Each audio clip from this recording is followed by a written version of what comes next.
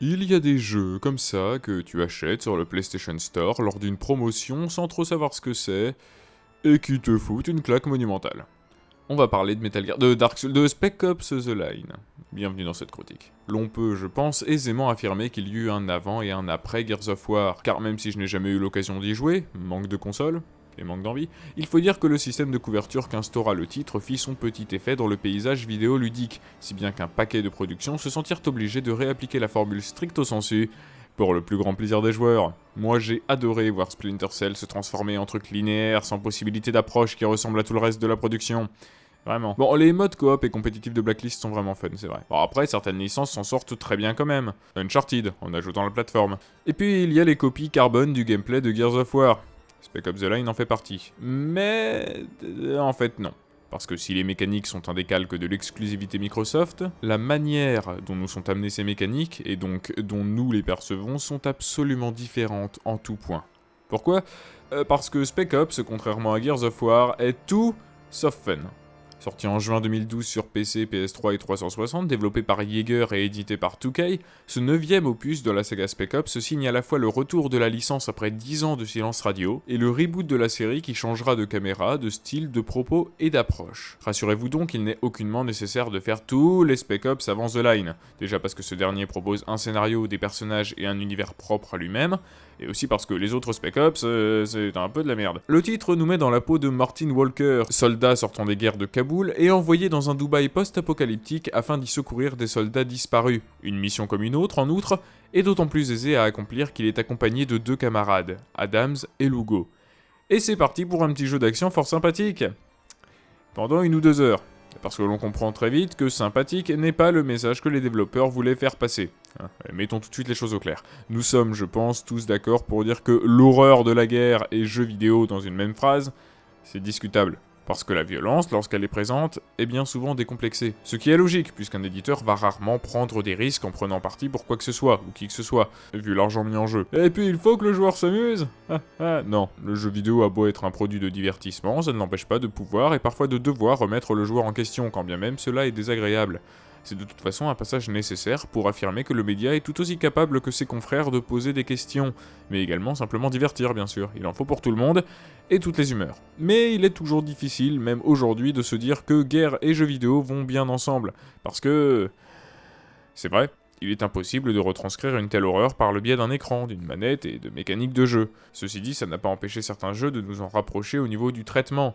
Je ne citerai bien sûr pas Metal Gear, je viens de le faire, prétérition, je vais juste me contenter ici du jeu dont il est aujourd'hui question. Et on va commencer par une évidence. Bien sûr que oui, il y a une dissonance ludonarrative.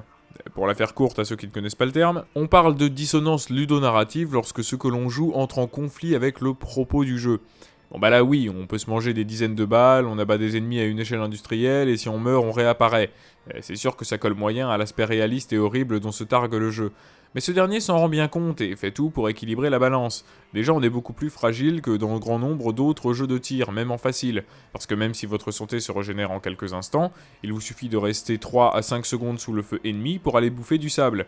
De plus, les munitions sont très limitées, et c'est généralement sur l'habile jonglage des armes trouvables par terre, avec à peine la moitié d'un chargeur rempli, que se jouera votre survie. Et ça, c'est sans compter les pics de difficulté qui vous feront manger votre manette. Après la grande chute, par exemple. Vous savez de quel moment je parle, pour ceux qui l'ont fait. Parce qu'en plus, l'IA est assez bonne. Pas révolutionnaire, mais assez bonne. Et puis, ils sont greffés à ces mécaniques, tu tires, tu te planques, tu tires, tu te planques, quelques très légers éléments stratégiques. Vous pouvez, par exemple, solliciter Lugo et Adams et leur désigner une cible sur laquelle se concentrer. Pratique pour les snipers, lance-roquettes et autres mastodontes. Et il est également possible de tirer sur les vitres subissant la pression du sable, pour le libérer et écraser vos ennemis sous des tonnes de sable. C'est pas Rainbow Six, mais ça apporte tout de même de la diversité, même si c'est plus histoire de dire. Donc vous l'aurez compris, bien que le gameplay soit bon, c'est certainement pas ce point qui brille. La technique alors, elle est réussie, c'est dans la moyenne de ce qui se fait à l'époque, mais non. Ceci dit, tout commence au niveau visuel tout de même. Parce que oui, on a un cadre original. Le Dubaï post-apo noyé sous le sable est une grande réussite. Se balader à des dizaines de mètres de haut dans des bâtiments sur le point de s'écrouler, et donc un peu trop penché pour être rassurant, offre des panoramas vraiment beaux et assez uniques. Sans compter les effets de lumière particulièrement réussis et les tempêtes de sable relativement impressionnantes. Il y a une vraie identité artistique et c'est une très bonne chose pour un scénario qui veut troubler et perdre le joueur. Parce que la mission de routine qui était de retrouver la section disparue va virer au cauchemar total et à la décadence. Si au début nous nous contentons de tirer sur les bandits locaux, on arrête bien vite de se dire que ce sont les gentils américains contre les méchants pas américains, à partir du moment où ces mêmes américains que nous sommes vont commencer à s'entretuer. Ce qui me lance sur l'aspect absolument pas manichéen du tout. Aucune personne que l'on croise dans le jeu n'est innocente, ou alors elle est morte. Et la mort peut vraiment frapper n'importe qui, n'importe quand, même ceux auxquels on s'attend le moins. Et nos trois clampins d'Adams, Lugo et Walker ne sont pas dupes et ne se considèrent jamais comme des héros. De toute la merde qui règne, ils ne sont pas plus que 3 victimes de ce chaos parmi toutes les autres. Et on se sent vraiment seul et dépourvu à évoluer entre les explosions, les balles et les cadavres humains, qu'ils soient militaires ou civils. Et à s'enfoncer là-dedans, ça devient si glauque et horrible qu'on en vient à se dire « Non, mais c'est n'importe quoi, la guerre ça peut pas transformer les gens ainsi ». Et c'est une des forces du jeu, pousser le joueur à nier à force d'atrocités, jusqu'à lui faire faire ce qu'il a pu voir jusque-là. Mais pas par le biais d'une cinématique, il garde le contrôle, jusqu'à réaliser ce qu'il a vraiment fait. The Line explore avec brio l'horreur humaine au travers d'un scénario qui souligne les pires vices de l'homme et auquel il n'a d'autre choix que de se soumettre pour survivre. Donc oui, ce que vont voir et faire nos protagonistes va progressivement les entraîner dans la psychose infernale qui semble déjà partout. Et quoi de mieux pour ajouter du piquant que des petits dilemmes cornéliens, qui en plus laissent le joueur choisir, hein? Oui, je sais, beaucoup de choses, mais la mécanique sied parfaitement à la narration du titre. Surtout que ce n'est pas qu'un choix que vous faites en cochant A ou B, c'est toujours des choix actifs, et même pas toujours clairement énoncés. Certaines conséquences auront pour seule cause votre façon de jouer. Et même quand vous êtes clairement en face d'un choix, il n'y a pas de barre qui se vide pour vous dire quel temps il reste pour prendre une décision. Et croyez bien que c'est particulièrement stressant. Et c'est pas tout, parce que les choix que vous faites ne sont pas toujours en accord avec l'état d'esprit d'Adams ou de Lugo. Et la discorde a vite fait de s'installer dans ces moments où seule la coopération devrait primer. Pendant les tempêtes de sable par exemple.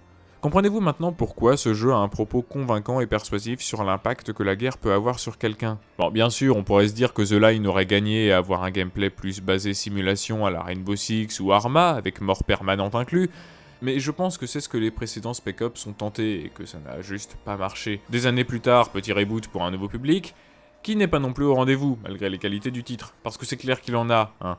En plus de tout ce que j'ai pu énoncer, le chaos des fusillades est assez réussi, notamment grâce au bruitage et au doublage quand ça gueule dans tous les sens. Doublages qui sont assez bons. J'ai très clairement préféré la VO à la VF, mais cette dernière s'en tire très bien, pas de problème. Ah, et si jamais vous voulez savoir comment je prends connaissance des deux versions doublées, c'est juste que je fais le jeu en VF si VF il y a, puis je regarde un game movie en VO tout simplement. Et puis les musiques sont aussi excellentes, que l'on alterne entre un dièse iré et un peu de rock ou inversement, et si 7 à 8 heures ne vous comble pas pleinement, il y a un mode coop.